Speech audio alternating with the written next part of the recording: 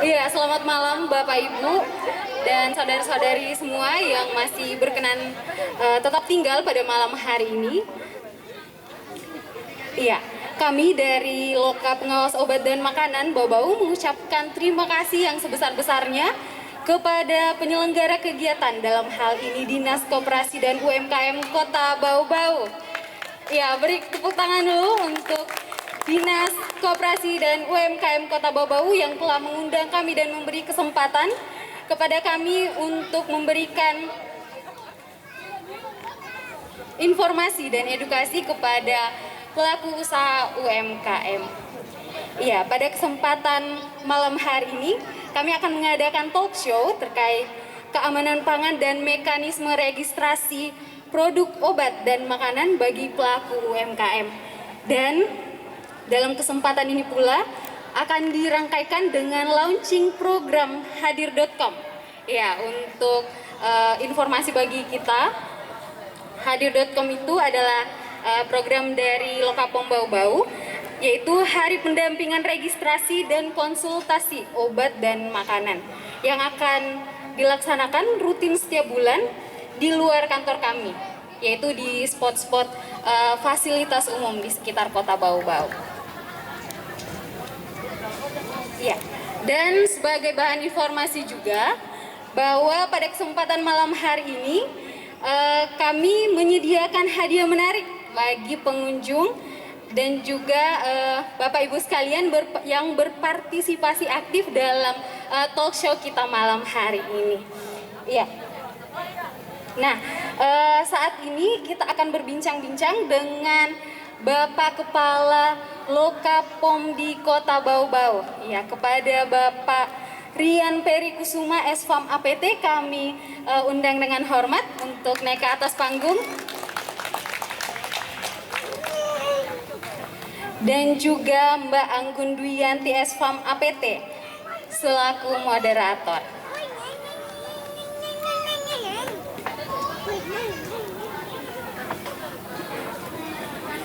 Silakan Pak, sini.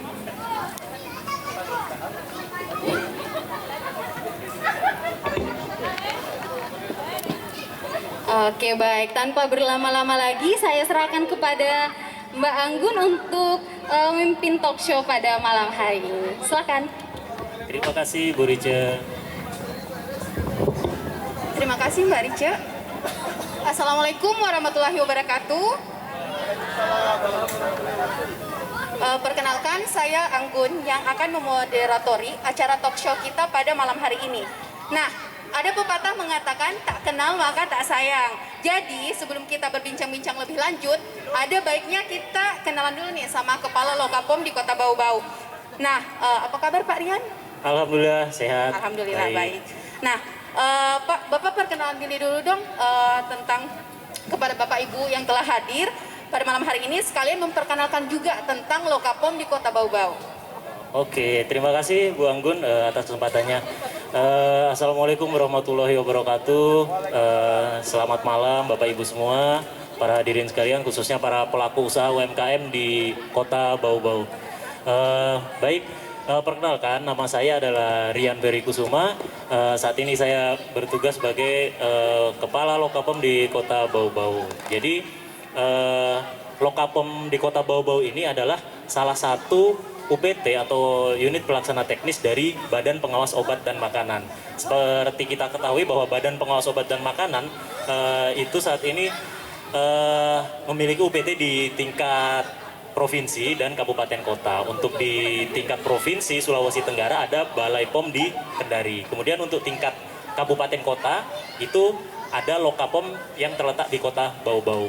Wilayah pengawasan kami, khususnya Lokapom di Kota Bau-Bau ini adalah Kota Bau-Bau, kemudian Kabupaten Buton, Kabupaten Buton Utara, Buton Tengah, dan Buton Selatan.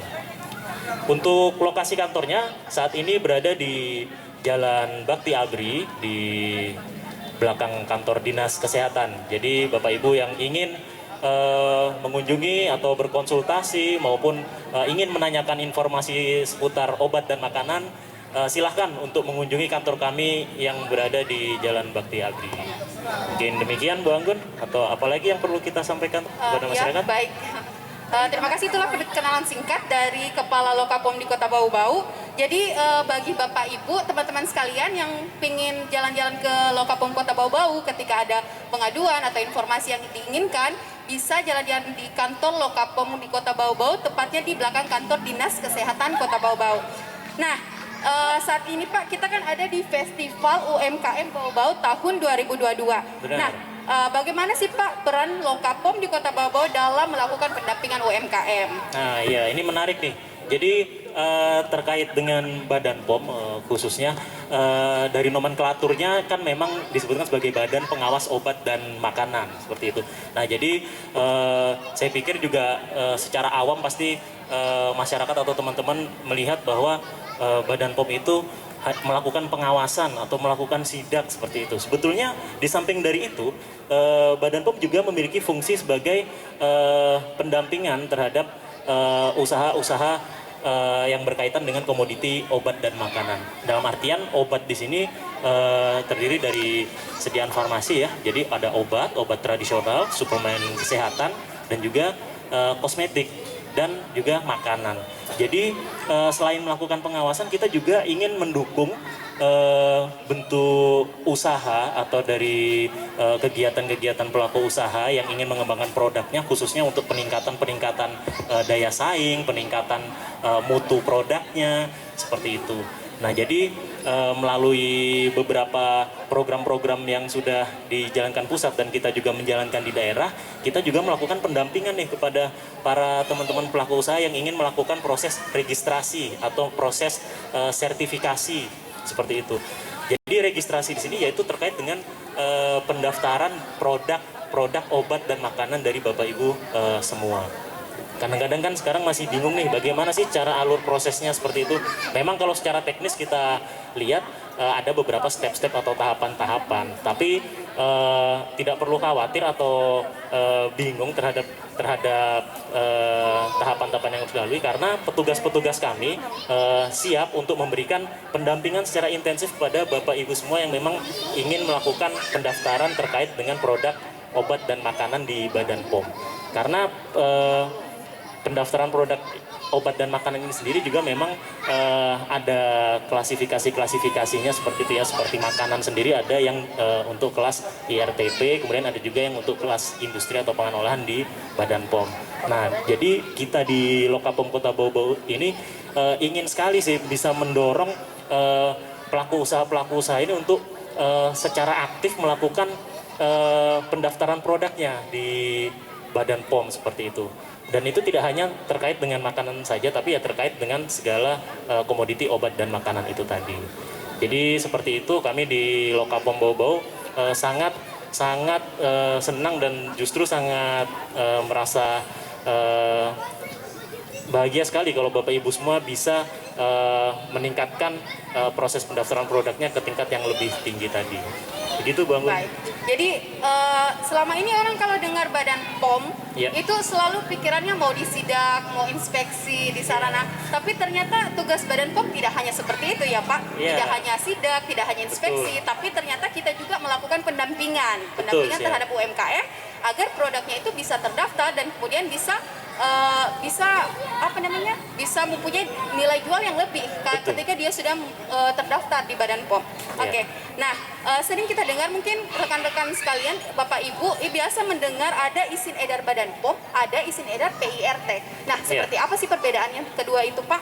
Ya, ini terkait dengan komoditi produk pangan ya. Jadi untuk IRTP dan izin edar yang di Badan POM khususnya MD atau ML itu tadi adalah registrasi produk untuk komoditi pangan. Jadi untuk yang IRTP itu yaitu industri rumah tangga pangan atau yang didaftarkan di Pemda setempat itu biasanya untuk jenis-jenis pangan yang diolah dengan skala rumah tangga. Jadi proses pengolahannya pun ibaratnya tempat produksinya masih bisa menyatu dengan rumah tinggal seperti itu. Dan yang kedua masih bisa menggunakan peralatan-peralatan yang sifatnya manual sampai ke semi otomatis. Sedangkan untuk produk yang didaftarkan di Badan POM itu lebih ke industri. Jadi pangan olahan yang sifatnya diolah dengan proses tempat produksinya itu sudah harus terpisah dari rumah tinggal. Jadi memang harus dibedakan proses tempat pembuatannya. Kemudian peralatan pengolahannya bisa dari yang manual sampai yang otomatis seperti itu. Baik. Jadi untuk pendaftarannya sendiri Pak, kalau izin edar Badan POM di mana, kalau PIRT itu di mana Pak? Iya, jadi kalau IRTP bisa di Pemda setempat, kalau di sini mungkin sudah ke Dinas PTSP. Kemudian kalau untuk yang pendaftaran di Badan POM bisa melalui menghubungi di kantor Lokapom Kota Bau-Bau, tapi secara prinsip sebetulnya untuk pendaftaran Badan POM itu sudah secara online seperti itu. Sama juga sebetulnya di IRTP tadi juga online melalui sistem OSS seperti itu. Jadi kalau pendaftaran BPOM saat ini sudah melalui online semua ya Bapak Ibu di EREK Pangan. Kemudian perlu saya tambahkan lagi tadi untuk perbedaan jenis IRTP dan pendaftaran pangan yang di Badan POM tadi juga ada perbedaan klasifikasi atau jenis pangan yang diproduksi Bapak Ibu semua. Nah itu nanti bisa Bapak Ibu lihat untuk persyaratan teknisnya di stand atau counter kami ada beberapa leaflet brosur yang bisa membedakan jenis pangan ini harus didaftarkan di klasifikasi BPOM atau pendaftarannya di klasifikasi IRTP begitu. Baik, jadi seperti itu ya Pak. Siap. Jadi kalau untuk izin edar Badan POM dia tempat produksinya harus berpisah dari rumah, sedangkan kalau yang SPPIRT dia masih bisa bergabung dengan rumah tangga. Jadi makanya ada PIRT pangan industri rumah tangga ya Pak. Nah, untuk alur registrasinya Bapak Ibu sekalian ada leaflet di stand Badan POM, nanti bisa diminta ketika ingin melakukan registrasi produknya. Nah, kemudian Pak, tadi kan kita berbicara tentang produksi pangan. Nah, apa sih yang dimaksud dengan UMKM itu dan apakah hanya pangan yang didampingi oleh Lokapom di Kota Bau-Bau? Oh iya, jadi terkait dengan UMKM ini sebetulnya kalau berdasarkan nomenklatur atau pengertian peraturannya tentu ada persyaratan-persyaratan teknis ya. Tapi di sini secara umum atau garis besar kita sebutkan atau kita jelaskan aja mungkin UMKM ini adalah jenis-jenis usaha yang sifatnya memang masih belum berkembang ke skala industri. Jadi baik dari segi permodalan itu kan ada pembatasan juga ya di peraturan yang terbaru itu untuk usaha mikro mungkin dengan modal yang sampai dengan 1 miliar kalau nggak salah, kemudian yang usaha kecil itu yang sampai 5 miliar ya. Jadi ada perbedaan jenis permodalannya, kemudian sifat usahanya juga biasanya untuk yang UMKM ini juga mungkin masih belum secara periodik atau konstan melakukan produksi secara terus-menerus begitu. Jadi untuk term-term tertentu, kemudian juga skala produksinya atau hasil produknya sendiri itu juga mungkin belum besar seperti itu. Seperti itu Bu, jadi untuk UMKM. Jadi untuk yang didampingi Lokapom sendiri tidak hanya pangan saja kan Pak? Jadi produk apa saja yang didampingi untuk UMKM ini? Jadi untuk pendampingan UMKM sendiri kami memang tidak hanya difokuskan pada produk pangan. Jadi UMKM ini bisa masuk ke komoditi obat tradisional. Jadi jenis obat tradisional itu tadi misalnya ada yang minyak gosok seperti itu. Itu dibagi juga untuk UMKM-nya. Jadi ada yang ukot, ada yang umot juga. Kemudian ada juga kosmetik itu juga saat ini juga termasuk komoditi UMKM yang bisa didampingi dan masuk di ranah pengawasan dari Badan POM seperti itu. Di kosmetik nanti akan ada pembagian jenis klasifikasi golongan industrinya Bapak Ibu semua. Oh iya, sempat tadi Bapak singgung tentang ukot dan umot. Ya. Nah, mungkin Bapak Ibu sekalian pernah dengar industri obat tradisional itu ada industri obat tradisional, ada industri ekstrak bahan alam, kemudian ada usaha kecil obat tradisional, kemudian ada usaha mikro obat tradisional, kemudian ada usaha jamu racikan dan usaha jamu gendong. Nah Pak, yang mana yang termasuk UMKM dari beberapa industri obat tradisional ini yang termasuk kategori UMKM yang bisa didampingi oleh Lokapom di Kota Bau-Bau? Tuh, ini kayak pertanyaan kuis nih. Saya kalau jawab bisa dapat dari nanti kita lempar ke ini ya audiens siapa tahu ada yang ya baik. Jadi terkait dengan UMKM OT ini tadi yang bisa kita dampingi ini adalah yang statusnya ada umot dan ukot itu tadi ya. Karena yang untuk proses membutuhkan proses perizinan tadi adalah UMOT, UKOT, dan IOT ya, Bapak Ibu semua. IEBA juga. Tapi untuk IOT itu adalah industri obat tradisional, itu adalah produksi obat tradisional yang sifatnya sudah skala industri, jadi memerlukan pemenuhan aspek CPOTB yang sudah harus lengkap seperti itu.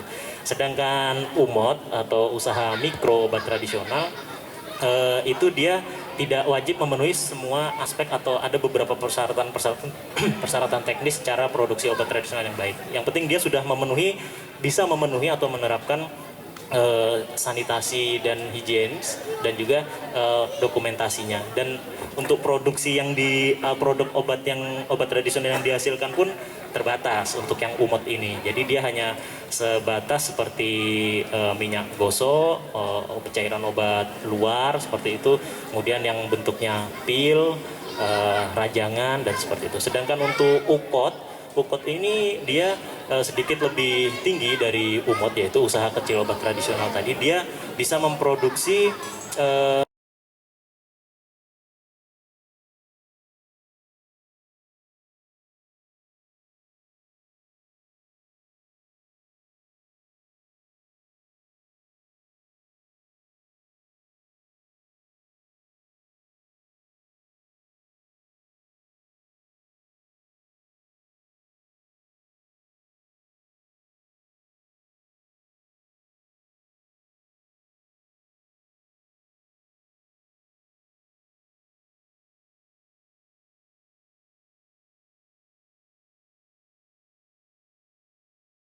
mendampingi ya Bapak Ibu pelaku usaha obat tradisional, kosmetik maupun pangan. Jadi untuk kosmetik sendiri industrinya itu klasifikasinya dibagi menjadi dua ya. Jadi ada industri kosmetik golongan A, kemudian ada industri kosmetik golongan B. Nah, industri kosmetik golongan A ini yang bisa memproduksi semua atau segala jenis bentuk sediaan kosmetik. Jadi artinya dia sudah bisa dianggap mampu untuk menerapkan cara produksi kosmetik yang baik dari segala jenis aspek, dari sanitasi, higien, dokumentasi, peralatan, dan lain-lain. Nah, untuk industri kosmetik golongan B itu industri kosmetik yang diberikan kemudahan, artinya diklasifikasikan sedikit lebih bawah, jadi tidak wajib untuk pemenuhan segala aspek CPKB, cara produksi kosmetik, tapi dia diberikan keterbatasan juga untuk memproduksi jenis-jenis kosmetik tertentu, artinya tidak semua jenis kosmetik bisa diproduksi oleh industri kosmetik golongan B. Nah, untuk pelaku usaha UMKM tadi bisa mulai masuk di tahap industri kosmetik golongan B seperti itu. Dan kita nanti akan siap untuk mendampingi hingga proses terbitnya notifikasi dari kosmetik itu tadi. Baik, jadi seperti itu ya Pak. Untuk kosmetik yang bisa dikategorikan UMKM hanya industri kosmetik golongan B ya, yang bisa kita dampingi. Nah, mungkin di sini hadir ini ya, UD Mutiatia. Ada Mutiatia? Iya. Kebetulan UD Mutiatia ini merupakan produsen kosmetik pertama di Kota Bau-Bau yang mendapatkan notifikasi dari BPOM. Bisa diberi tepuk tangan? Iya, untuk UD Mutiatia. Ini industri kosmetik. Ini industri kosmetik golongan B pertama di Kota Bau-Bau. Kayaknya juga di Sulawesi Tenggara baru Mutiatia yang dapat notifikasi kosmetik ini. Saya kurang tahu kalau yang tempat lain. Nah, mungkin Ibu Mutia bisa memberikan ini tips dan triknya bagaimana testimoninya didampingi sama Badan POM.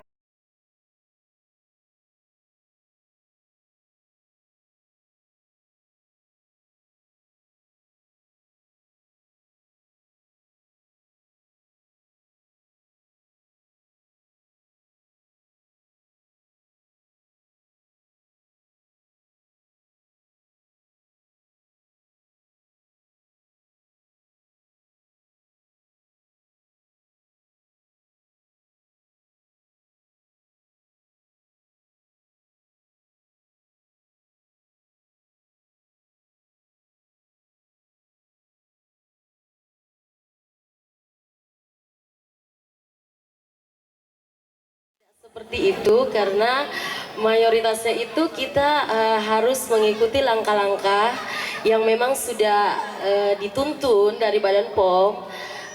Ibaratnya step by step itu kita ikuti melalui tuntunan Badan POM itu tanpa harus kita lakukan sendiri. Mungkin bagi orang lain susah, tapi alhamdulillah sampai ke titik ini, sampai punya UD juga, golongan B juga, alhamdulillah berjalan dengan lancar dan masih di bawah pengawasan Badan POM Kota Bau-Bau. Baik, saya bertanya sedikit dong sama Mbak Mutia. Mutia ya namanya? Iya betul, oh, iya, betul. Nah, Mbak Mutia, gimana waktu pengurusan untuk dapat notifikasi untuk produknya? Ada pungutan biaya tidak? Alhamdulillah tidak ada sebesar pun, Bu. Tidak ada sama sekali dari Badan POM. Jadi gratis ya, free ya? Alhamdulillah gratis. Terus untuk pengurusannya sendiri susah tidak? Apa ribet atau gimana? Berapa lama pengurusannya? Pengurusannya itu alhamdulillah setahun. Mengeluarkan Badan POM-nya itu ya setahun lah, karena kan kita panjang, bukan hanya ke Badan POM langsung, belum sampai ke Badan POM kan, dari pengurusan izin usaha dulu ya kan, pengurusan mungkin yang kalau kita pengurusan Badan POM itu yang agak mungkin mengeluarkan biaya ada pada saat kita membuat tempat produksi. Itu kalau kita mau untuk produk itu yang mengeluarkan biaya pasti untuk pada saat kita membuat tempat produksi sebuah kosmetik tersebut, yang dituntut di situ dia harus memenuhi syarat CPKB. CPKB di situ artinya cara produksi cara kosmetik pembuatan yang baik, ya? kosmetik yang baik. Jadi bukan hanya membuat kosmetik, tapi cara pembuatannya, tempatnya harus bersih, higienis. Sekali. Jadi tidak ada pungutan sama sekali terkecuali untuk pembuatan sarananya ya. Iya betul sekali. Tapi apapun itu, tidak hanya pembuatan sarana kosmetik, yang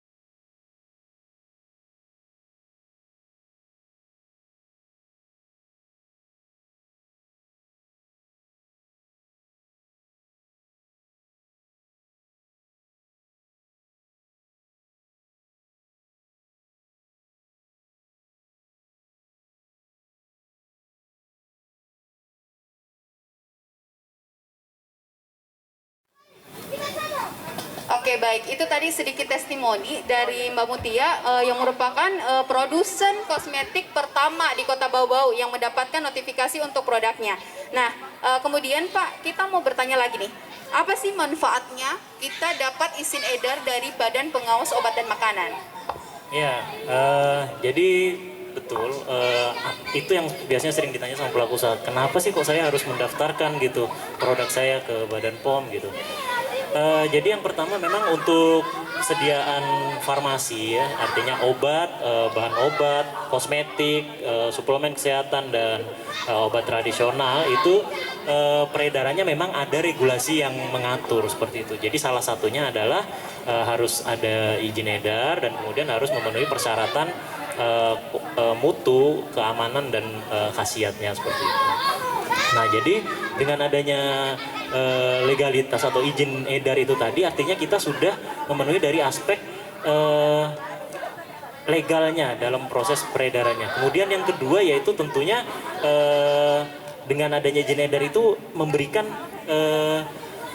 jaminan atau artinya sudah ada pemenuhan kualifikasi tertentu, syarat-syarat tertentu, sehingga ada peningkatan daya saing atau ada peningkatan kualitas value dari produk kita itu tadi.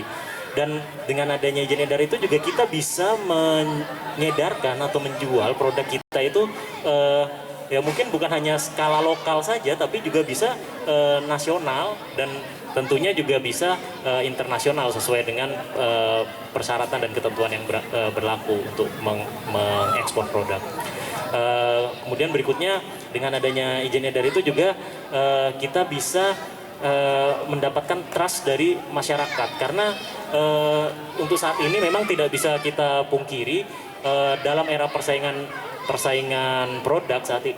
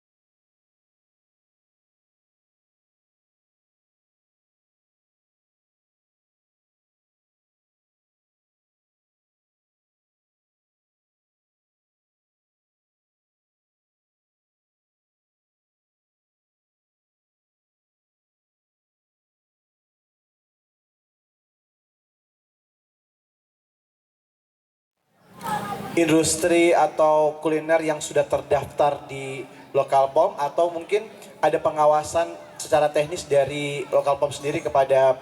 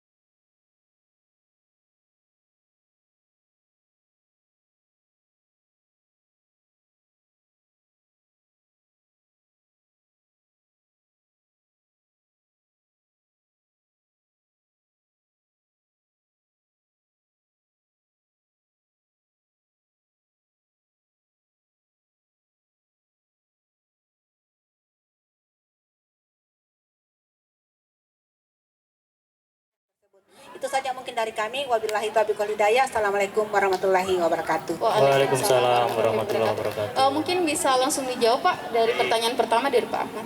Pak Adam ya, Ya, baik. Pak Adam. Ya. Baik, terima kasih Pak Adam. Ini menarik. Memang ini sesuai dengan perkembangan zaman saat inilah. Peredaran ini tidak, kalau yang konvensional ya dulu kita pesan, datang ke tempatnya, toko fisiknya itu ada, kemudian kita beli produknya, dan kalau ada sesuatu kita bisa komplain terhadap produk tersebut. Nah saat ini sudah ya bisa dibilang industri 4.0 ya, sudah penjualan juga sudah e-commerce sangat banyak. Jadi bentuk pengawasan kami terhadap online itu tetap ada kita lakukan, yaitu melalui pengawasan-pengawasan periklanan. Jadi iklan-iklan produk pangan yang dijual di online atau e-commerce itu juga kita lakukan pengawasan. Tapi memang pengawasan yang dilakukan itu adalah pengawasan terhadap produk yang diiklankan seperti itu. Nah, yang menjadi tantangan kita saat ini memang dengan ya saya pikir juga seluruh konsumen ini ya, konsumen online juga, ketika kita melakukan pembelian online itu memang salah satu tantangannya yaitu kita kadang tidak tahu toko fisik atau ini di mana. Kemudian kita mau komplainnya itu bagaimana seperti itu.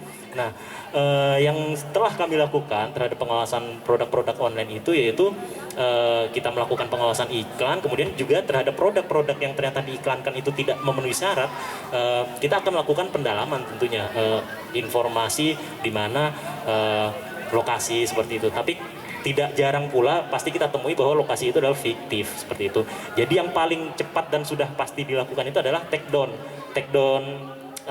akun atau take down situs seperti itu Pak. Itu untuk kegiatan seperti itu kami berkoordinasi dengan Depkominfo di pusat, dan tentunya harus melalui prosedural seperti itu sehingga itu bisa di take down seperti itu sih. Tapi kalau memang ada alamat dan toko fisiknya tentunya kita masih bisa melakukan seperti itu. Dan pengawasan terhadap pelaku usaha atau produsen itu tentunya kita rutin lakukan setiap tahun. Kami pasti melakukan karena itu merupakan salah satu bentuk pengawasan dasar kami ke sarana-sarana produksi seperti itu.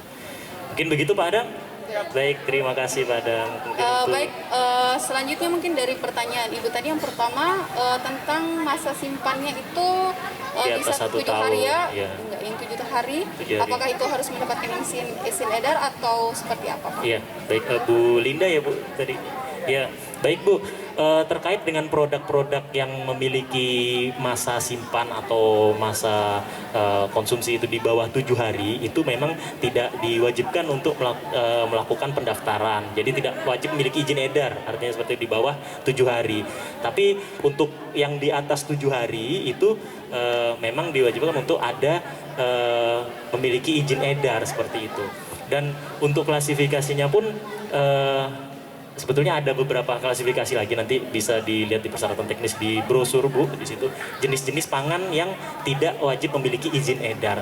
Tapi di atas 7 hari itu dia wajib memiliki izin edar. Kemudian juga apalagi melihat potensi yang Ibu Linda produksi ya Bu ya, ini ikan asap, kemudian tempat produk ada frozen food. Nah frozen food seperti itu kan termasuk pang risiko tinggi juga, kalau bisa sih dilakukan pendaftaran. Dan tadi saya tertarik itu tempat produksinya kan sudah terpisah ya. Sudah terpisah. Nah sudah terpisah itu sebetulnya sudah syarat dasar itu sudah terpenuhi. Jadi kalaupun ibu melakukan registrasi dan nanti memiliki sudah terbit nomor izin edarnya, tentunya pangsa pasar yang bisa dijangkau pasti lebih, saya yakin lebih luas dari sekarang, dari saat ini seperti itu. Kemudian untuk bentuk pendampingannya Bu, yang pertama tentunya untuk persyaratan administrasi dari pelaku usaha harus dipenuhi dulu, dalam artian seperti NIB yang syarat-syarat dasar saat ini itu harus dari pelaku usahanya sendiri dulu. Kemudian untuk yang berikutnya ketika NIB dan persyaratan administrasi itu tadi NPWP itu Ibu sudah ada, kami siap Bu melakukan pendampingan. Ibu bisa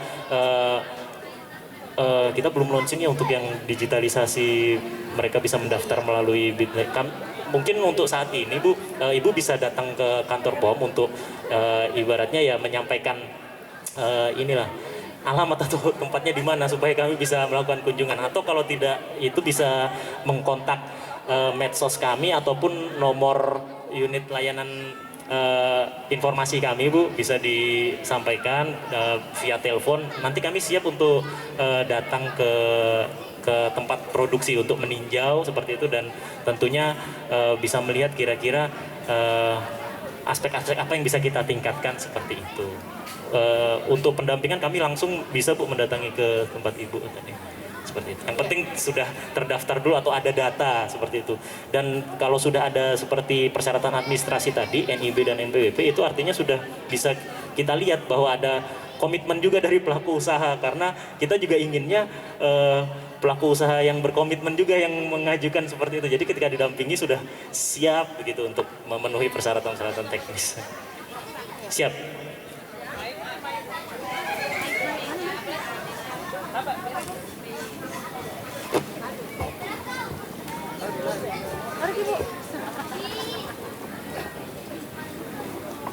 Iya.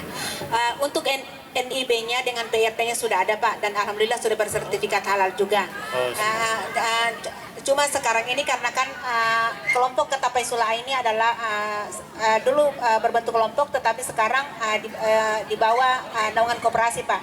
Jadi NPWP kami otomatis atas nama koperasi. Nah, apakah pada saat pengusulan izin edar itu masih atas nama kelompok atau tetap di bawah koperasi Pak? Setahu saya harus sama sih nanti Bu, ininya di NIB dan di NPWP-nya.